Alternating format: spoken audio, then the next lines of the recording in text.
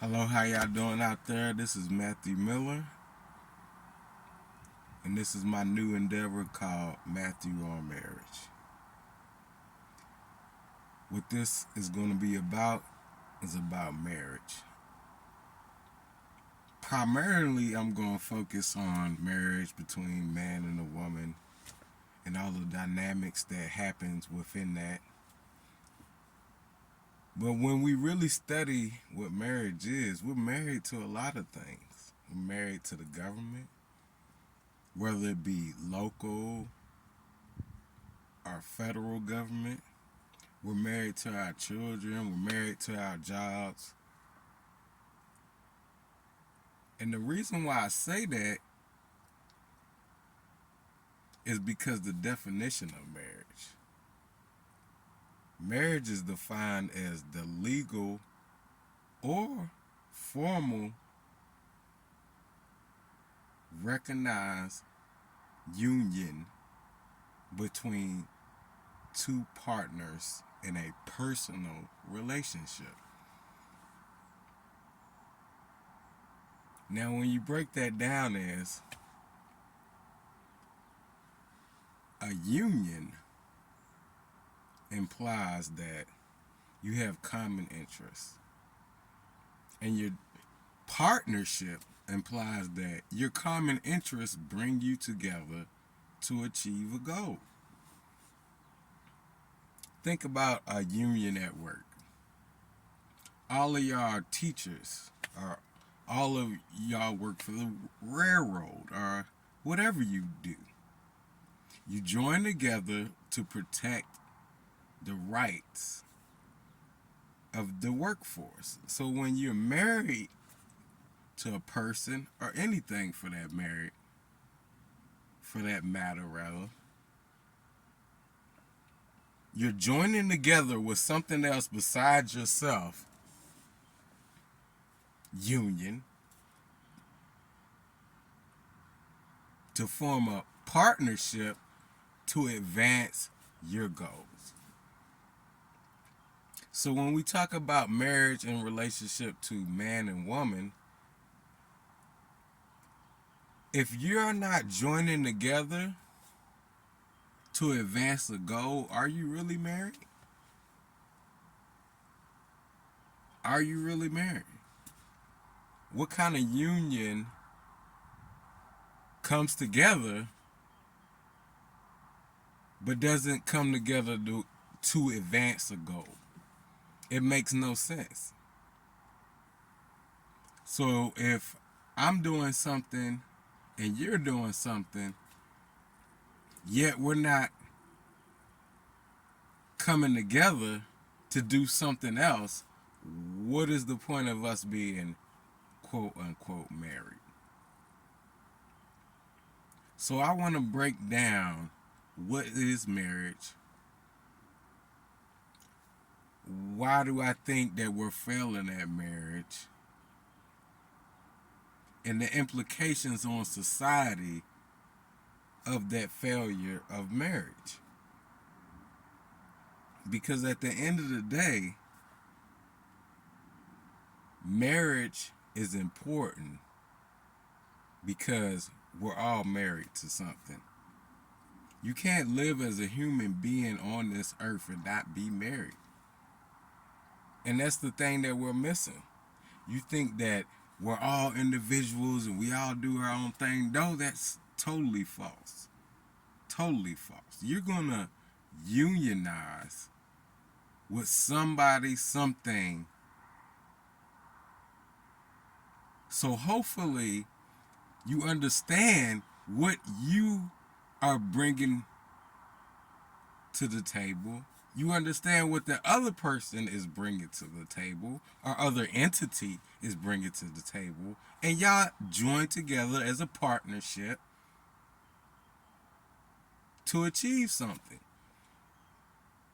But what we have nowadays is slavery. Marriage is not joining together as a union now.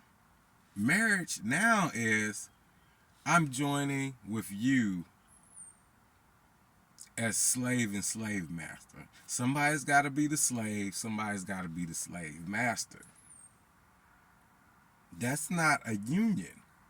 That's not joining together.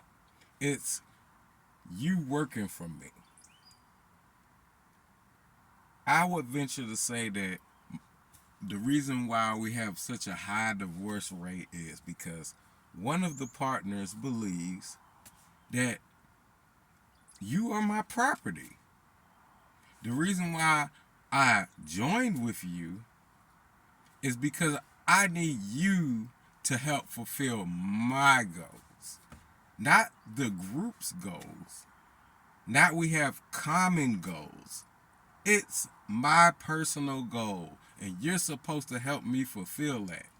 That's slavery. That's not marriage. Marriage is a partnership. So imagine if you play a team sport and you have your own individual goals and you have team goals. When you're in a team sport, you will not win without the other players. So a marriage of any kind, be it man or woman, or marriage to the state, or marriage to federal government, marriage to your workplace. If y'all not joining together to complete a common goal, you're wasting your time, both of you. If a job hires you and you're only interested in your endeavors, that job wasting his time hiring you. You're wasting your time being at this job. You say, well, I'll get this money. Or maybe you get benefits. The things that you could get those outside of this union that doesn't work. But it's easier to get these ancillary benefits within these means.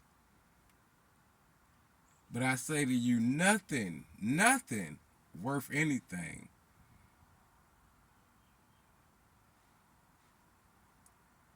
comes easy. It takes hard work. If you win a championship, it takes hard work. We all have our own roles. And if we don't play them in conjunction with others, then we lose the game.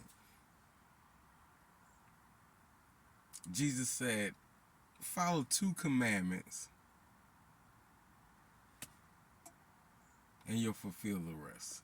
Love God, love people.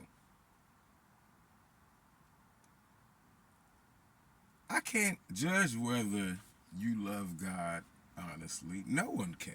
How can anyone determine another person's personal relationship with God? You really can't. But what you can judge is your personal relationship with other people. Do you love them? What is love? How do we define love? I'll tell you how I define love. Being a follower of Jesus Christ, I define love as sacrifice. How much you sacrifice for another person determines your love for them. It's plain and simple. We love our kids. We sacrifice for them. So when you're in a marriage and you have 2 people, let's just deal with traditional marriage, right? Man and a woman. If you're not sacrificing for that man or that woman, you don't love them. Plain and simple. Because the goal is the union. Partners joining together. So how can you be a partner of somebody but they don't have any say or sway in your decisions? If you feel like you have it all together and you know what's going on, and you have a propensity to be a loner, to feel like you have the answers, don't get married. Don't get married. Just the same as a player on a sports team. If you feel like, hey, I know what's the best way to win and I know what's best to do, you don't need a coach, you don't need a GM, you don't need the other players. You shouldn't be playing team sports. Because at the end of the day, even if you knew everything, to win, you have to get the other players and organization on board. It's a union. It's not a one-off.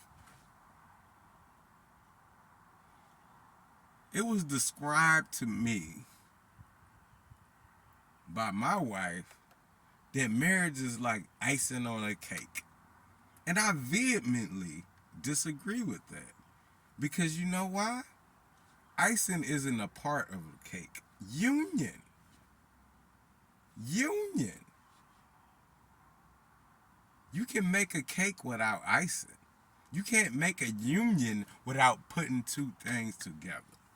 Now, you may say, hey, I put the icing on the cake, therefore it's together. Can you separate the icing from the cake? Yes, I can cut that little icing piece off. I stopped eating cakes like that, but when I used to eat cake, the icing's too sweet, so sometimes you cut that piece off. A union cannot be destroyed. And that's why I would contend, if you can cut away from your partner, you were never married. You were never partners. Because you didn't have a common goal. Just like the cake and the icing, you can be separated. A union would involve the sugar, the flour, the eggs. You put it together to make something new. And that's what marriage is, making something new. So if you're not making something new, you're not married. You're two individuals coming together who have not filled a union.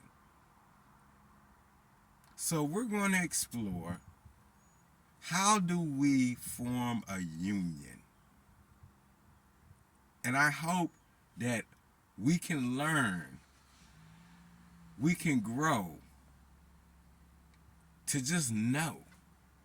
It's not incumbent on anybody to get married. It's not incumbent on anybody to do anything. God gave you free will.